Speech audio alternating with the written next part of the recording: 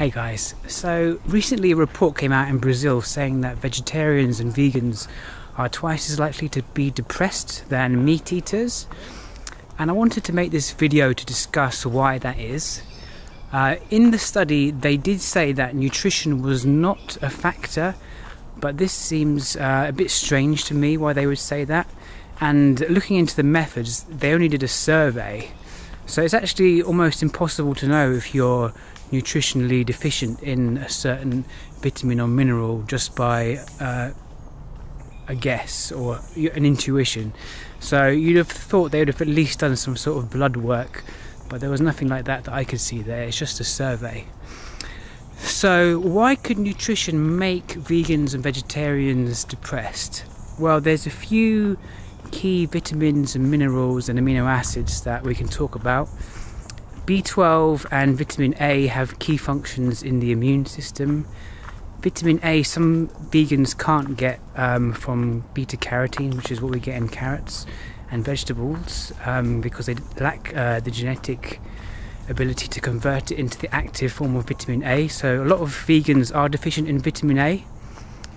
And with B12 as well, it's also very important for the brain. If you have a deficiency in either of those, you're likely to feel exhausted, have fatigue, and you might even get permanent neurological damage in the long run. So it's very important to have B12 and a good source of vitamin A, which is not beta carotene if you do have genetic difficulties in converting it.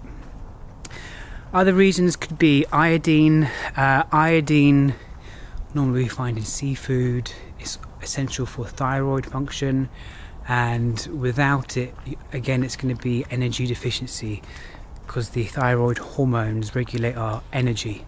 So yeah, you could be depressed if you don't have effective thyroid system. There's a few amino acids like carnosine, carnitine, creatine and choline that are quite important for neurological function.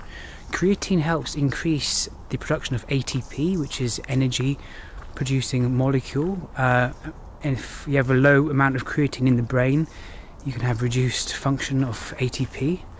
Choline is required for neurotransmitters, particularly acetylcholine, which is the key neurotransmitter in the brain. If you're low on choline, then that can cause difficulties. Now, choline is available in the vegan diet, but it's quite rare, and some people, about 50% of people, have genetic differences, which means they struggle to get choline from their diet. So supplementation with choline is useful for a lot of vegans. Carnosine has been shown to reduce anxiety, and acetyl L-carnitine is also useful for energy production in the brain. In terms of fats, DHA is a key component of the nerve cell membranes, so is important for neurological health in the long run.